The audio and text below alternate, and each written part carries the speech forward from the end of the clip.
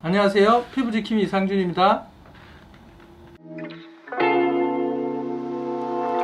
자, 울세라의 10가지 대표적인 여러가지 부작용들에 대해서 제가 여러가지를 이야기를 했지만 결국은 무엇으로 기결이 될 수가 있죠? 안전에 관한 문제가 중요합니다. 조금 더 신중하게, 조금 더 한 땀 한 땀 미싱 박듯이 드르륵 하는 것이 아니라 조금 시술하고 또 확인하고, 조금 시술하고 확인하고, 필요한 부위에 적절하게 치료를 하는 것, 이런 게 결국 부작용이 없고 안전하게 될 수 있도록 하는 첩경입니다. 왜냐고요? 여러분 한 분 한 분의 피부는 너무 소중하기 때문입니다. 여러분들이 한 번의 시술로 울세라를 하고 말 게 아니고 10년 20년 뒤에 여러분들의 피부를 더 건강하게 만드는 것이 우리 치료의 목적이지 태워 없애는 게 목적이 아니거든요. 이런 부작용이 있을 수 있다.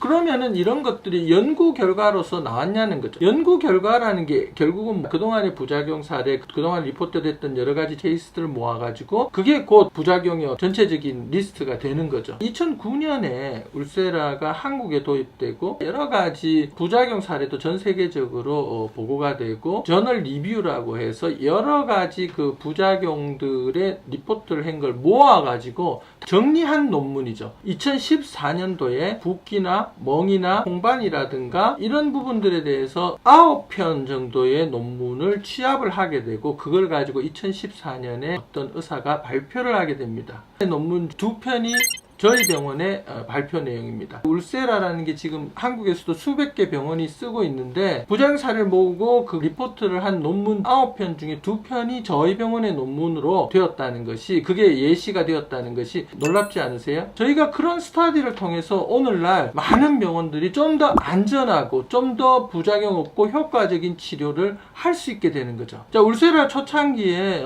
시술을 도입하게 되면 여러 병원들이 이런 시술을 하고 당연히 문제가 생기면 저희한테 문의를 많이 하기도 합니다. 그 저희한테 환자가 오기도 하고요. 그런 환자들을 상대로 저희가 리포트를 하는 경우도 있죠. 그래서 결국은 이런 것들이 좀 더 안전한 울세라 시술을 만들어내게 되는 거죠. 그게 벌써 10여 년도 더 된 이야기입니다. 저희가 논문에서도 이런 부작용 사례를 보고한 적이 있지만 이런 것들을 어떻게 예방하느냐 또는 최소화할 거냐 하는 것이 대단히 중요합니다. 어떻게 해야 줄일 수 있냐고요? 해부학적 위치를 초음파를 보면서 한 땀 한 땀 꼼꼼하게 그 부위를 디자인을 하고 그 부위를 피하거나 또는 거기에 가해지는 열들이 최소화하게 하는 겁니다. 강한 열들을 너무 한 곳에 집중해서 따 보면은 열이 중첩이 되어서 결국은 원하지 않는 결과들을 초래할 수가 있는 거죠. 골고루 열을 주고 또는 열이 너무 과도하게 가해지지 않도록 하는 이런 것들을 초음파를 통해서 확인하고 하는 게 가장 중요한 예방적인 방법입니다. 특히 안면부에서 큰 신경이 지나가는